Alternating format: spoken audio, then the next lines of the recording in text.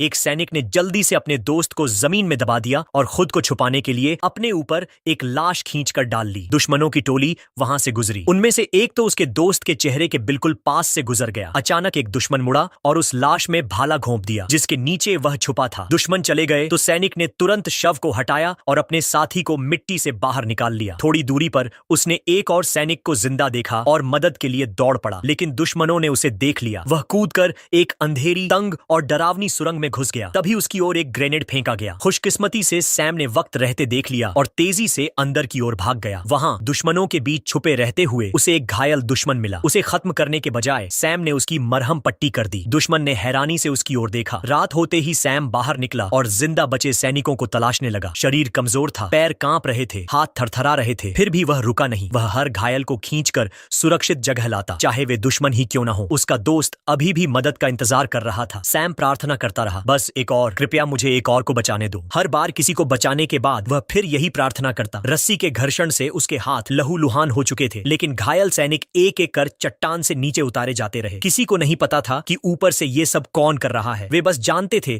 कि कोई पागल आदमी है जो सबकी जान बचा रहा है। कैप्टन ने हैरानी से देखा और पूछा, ये पागल कौन है? जवाब था, सैम, वही नया सैनिक जिसे अब तक अनुभवहीन कहकर मजाक उड़ाया जाता था। सुबह होते ही सैम को अपना घायल ट्रेनिंग सार्जेंट मिला। दुश्मन इलाके की तलाशी ले रहे थे। सैम ने सार्जेंट की राइफल उठाई। सार्जेंट को लगा अब सैम आखिरकार दुश्मनों को मारने के लिए तैयार हो गया है, लेकिन सैम ने राइफल कपड़े में लपेट दी और इशारा किया कि सार्जेंट उसकी पीठ पर चढ़ जाए। सार्जेंट ने पीछे से फायरिंग कर रास्ता साफ किया जब तक वे चट्टान तक नहीं पहुंच गए। सैम ने पहले सार्जेंट को नीचे उतारा। जैसे ही वह जमीन पर पहुंचा, उसने चिल्लाकर कैप्टन से कहा, सैम अभी भी ऊपर है। कुछ ही देर बाद सैम फिर दिखाई दिया, इस बार एक और सैनिक को अपनी पीठ पर उठाए हुए। दुश्मन उसका पीछा करने लगे, लेकिन उसके साथियों ने कवर फायर देकर उसे बचा लिया। जब आखिरकार सैम सुरक्षित पहुंचा, उसका मन अब भी युद्ध भूमि में अटका हुआ था। वह ठीक से खड़ा भी नहीं हो पा रहा था। कैप्टन ने धीरे से पूछा। सैम की आंखों में आंसू भर आए। वह एक शब्द भी नहीं बोल पाया। सभी सैनिक चुपचाप खड़े हो गए और उस नायक को सलाम किया जो नरक से लौट कर आया था। शायद सैम को खुद एहसास न हुआ हो, लेकिन उस रात उसने 76 जानें बचाई थीं।